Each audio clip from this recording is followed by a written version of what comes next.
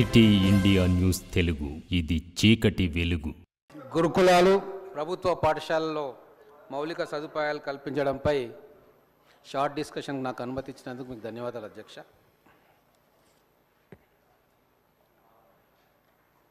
Great things are not done by impulse, but by a series of small things brought together. Vincent van Gogh అనే European painter ఈ గొప్ప మాటలు చెప్పింది అధ్యక్ష. దాన్ని నేను తెలుగులో చెప్తా అధ్యక్ష. మహత్తరమైన పనులు హఠాత్తుగా జరగవు, కానీ చిన్న చిన్న పనుల సమాహారంతో సాధించబడతాయి. అందుకే అధ్యక్ష, మా గౌరవ ముఖ్యమంత్రి గారు ప్రభుత్వ పాఠశాలలో చదువుకున్నారు, ప్రభుత్వ కాలేజీలో చదువుకున్నారు. ఆ చిన్న చిన్న సమస్యలు ఏమిటి అని అర్థం చేసుకున్నారు. కాబట్టే ఈ ఒక్క సంవత్సరంలో గత 10 సంవత్సరాల్లో వాళ్ళు చేయని పనులన్నిటినీ కూడా ఆలోచించి అర్థం చేసుకొని చేసిర్రు అధ్యక్ష. అడగొచ్చు ప్రతిపక్ష నాయకులు, ఏంటా చిన్న చిన్న పనులు? ఏమైనా సెక్రటేరియట్ లాంటి బిల్డింగ్ కట్టిర్రా, కమాండ్ కంట్రోల్ లాంటి బిల్డింగ్లు కట్టినరా, ఆకాశమంతా ఎత్తున ఇంకేమైనా చేసిర్రా, ఇరిగేషన్ ప్రాజెక్టులు కట్టినట్టు? అవి కాదు అధ్యక్ష.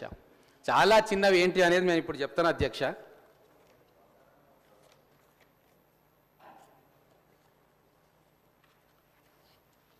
మా గౌరవ మంత్రివర్యులు సీతక్క గారు కొన్ని అంశాలు చెప్పిండ్రు. వాటి జోలికి పోకుండా కవర్ కాని కొన్ని అంశాలు మేము ముందుకు తీసుకొస్తాం అధ్యక్ష. అమ్మ ఆదర్శ పాఠశాల కమిటీలు వేసుకున్నాం, మహిళలను అక్కడ ఇన్ఛార్జిగా పెట్టి ఎన్నో పనులు చేసుకున్నాం. 14,737 పాఠశాలల్లో అత్యవసర నిర్వహణ పనులు చేసుకున్నాం అధ్యక్ష. అత్యవసర నిర్వహణ పనులు అంటే ఏమధ్యక్ష? అది కూడా ఒకసారి రాష్ట్ర ప్రజలు తెలుసుకోవాలి అధ్యక్ష.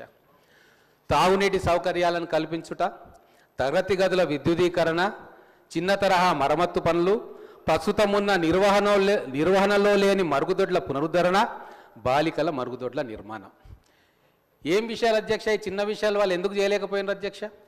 22 లక్షల కోట్ల బడ్జెట్ పెట్టుకున్నారు, చాలా గొప్పగా చేసినామని చెప్తా ఉన్నారు, ఉదాహరణలతో సహా చెప్తా ఉన్నారు.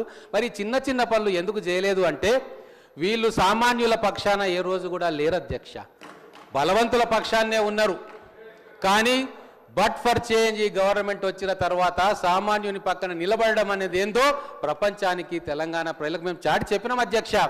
ఇందుకు ఉదాహరణ మొన్న సంధ్యా థియేటర్ దగ్గర జరిగినప్పుడు ఒక సంఘటన, మా ముఖ్యమంత్రి గారు సామాన్య కుటుంబం పక్కన నిలబడ్డారు అధ్యక్ష. ధనవంతుల కుటుంబం పక్కన నిలబడలే.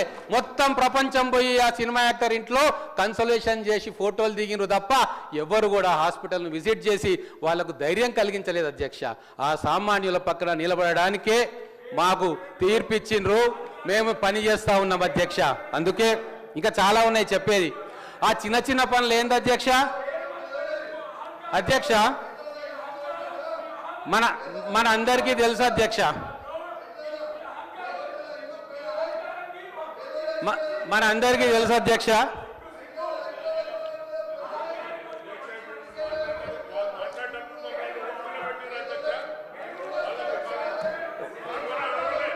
అధ్యక్ష రాజకీయంలో మనందరం రాజకీయ నాయకులం అధ్యక్ష.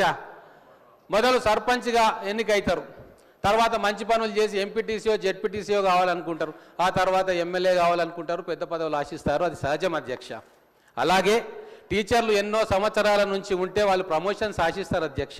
మరి ఆ చిన్న విషయం లాజిక్ వాళ్ళకు అర్థం కాలేదు, కానీ మా ముఖ్యమంత్రి గారికి, మా ప్రభుత్వానికి అర్థమైంది. కాబట్టే ఈరోజు దాదాపుగా ఎంతోమంది లాంగ్వేజ్ పండిట్స్కి, పీఈటీ టీచర్లకు 21,000 మంది టీచర్లకు మేము ప్రమోషన్ ఇస్తే వాళ్ళు ఈరోజు ఉత్సాహంగా తమ బిడ్డలకు మంచి చదువు చెప్పాలని సంకల్పంతో చదువులు చెప్తున్నారు అధ్యక్ష.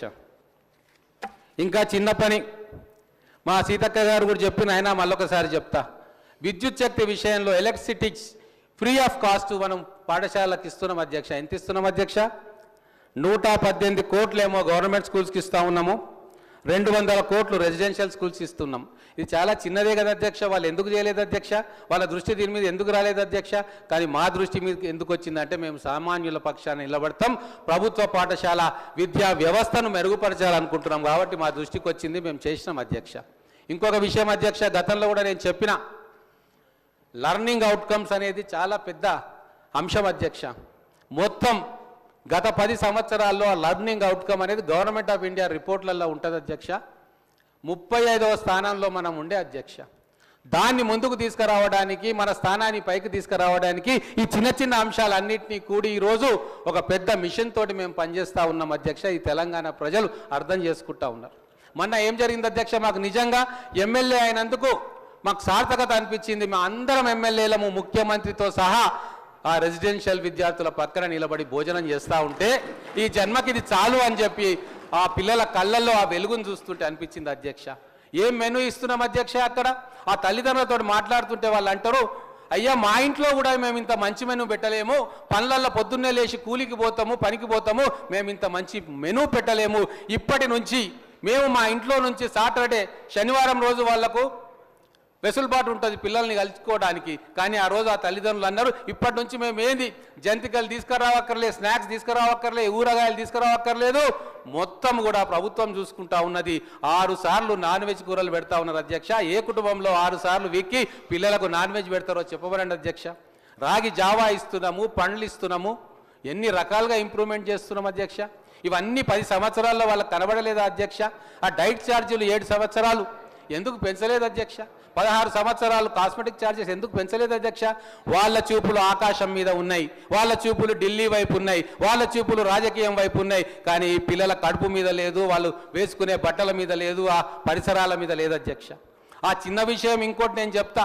మొట్టమొదటిసారిగా చాలా సంవత్సరాల తర్వాత స్కూల్ మొదలైన మొదటి రోజు మొదటి వారంలోనే మేము యూనిఫామ్లు ఇచ్చినాము, టెక్స్ట్ బుక్స్ కూడా ఇచ్చినాం అధ్యక్ష. ఈ చిన్న చిన్న విషయాలు వాళ్ళు మర్చిపోయినారు అధ్యక్ష. కానీ అవి మేము గుర్తుపెట్టుకొని ఒక్కొక్కటి పని చేసుకుంటా ఉన్నాం అధ్యక్ష. అలాగే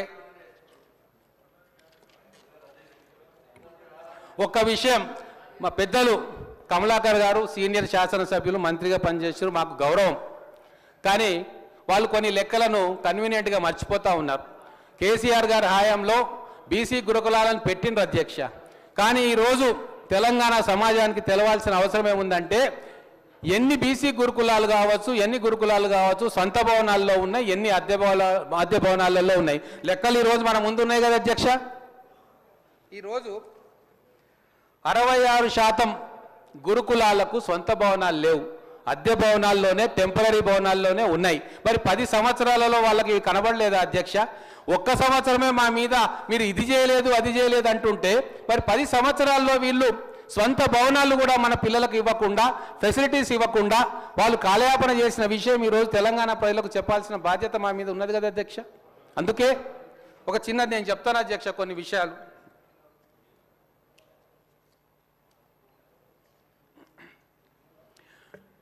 సిఎస్ఐఆర్ దాని కింద ఐఐసిటి ఉంటుంది అధ్యక్ష, Indian institute of chemical technology. దాంట్లో చీఫ్ సైంటిస్ట్గా డాక్టర్ కె నాగయ్య గారు పనిచేస్తున్నారు. వారు ఇంకొంతమంది ఒక పేపర్ను పబ్లిష్ చేసిండ్రు అధ్యక్ష. ఏమని చేసిరంటే, ఈరోజు పాఠశాలలో ఎందుకు ఈ అనర్థాలు జరుగుతూ ఉన్నాయి అంటే, వాళ్ళు ఒక ఎంక్వైరీ చేసి రిపోర్ట్ చేసిండ్రు. శిథిలమైన భవనాలు ఉండడంతో, అపరిశుభ్రమైన కిచెన్ ఉండడంతో, ఎప్పుడో నిర్మాణమైన వాటర్ ట్యాంకులు, దాంట్లో బ్యాక్టీరియా చేరి రకరకాల వ్యాధులు పిల్లలకు ఆ వాటర్ ద్వారా రావడం, కంటామినేట్ కావడం, అలాగే పూర్ వాటర్ క్వాలిటీ, టెస్ట్ చేయని వాటర్ వాటికి ఇవ్వడం ద్వారా, ఓపెన్ డిఫెకేషన్ అంటే ఆరు బయట బహిర్భూమి టాయిలెట్స్ లేకపోవడం, డర్టీ బాత్రూమ్స్ అంటే అపరిశుభ్రమైన బాత్రూమ్లు, కరప్షన్, ఇవన్నీ కూడా గత 10 సంవత్సరాల్లో వారు దృష్టి పెట్టినుంటే ఒకవేళ ఇటువంటి ఫుడ్ పాయిజనింగ్ కేసులు అయ్యేవా అధ్యక్ష? వారు దృష్టి పెట్టలేదు కాబట్టి అవన్నీ కూడా ఈరోజు మా నెత్తినబడి మా హయాంలో అవి జరుగుతూ ఉన్నాయి అధ్యక్ష. కానీ ఒక్కటి, వారు ఎన్నో ఉదాహరణలు చెప్పినారు, ఈ ఒక్క సంవత్సరంలో జరిగిన ఉదాహరణలు, వాటికి కారణం ఎందుకు అనేది ఒక్కటైనా వారు విశ్లేషించుకొని చెప్పినుంటే బాగుండేది. చెప్పలేదు. ఆ కారణాలు ఇవి అధ్యక్ష. అందుకే రాగానే 657 కోట్ల రూపాయలతోటి 14,000 పాఠశాలలకు అకాడమిక్ ఇయర్ స్టార్ట్ కాకంటే ముందే మొదలే నిధులు ఇచ్చేసి మేమందరం కూడా పోయి అక్కడ చిన్న చిన్న పనులు, ఈ టాయిలెట్స్, డ్రింకింగ్ వాటర్ ఇవన్నీ కూడా చేసినాం అధ్యక్ష. మార్పు మొదలైంది అధ్యక్ష. మార్పు ఇంకా పూర్తి కాలే, అంతం కాదు, ఇది ఆరంభం. ఇంకా ఈ 4 సంవత్సరాల్లో మేము అద్భుతమైన ఫలితాలు సాధిస్తాం ఎడ్యుకేషన్ సెక్టార్లో అని చెప్పడానికి మాకు ఎటువంటి కూడా నిజాయితీగా మేము పనిచేస్తున్నాం కాబట్టి మేము ప్రజలకు జవాబుదారీగా ఉండదలుచుకున్నాం అధ్యక్ష.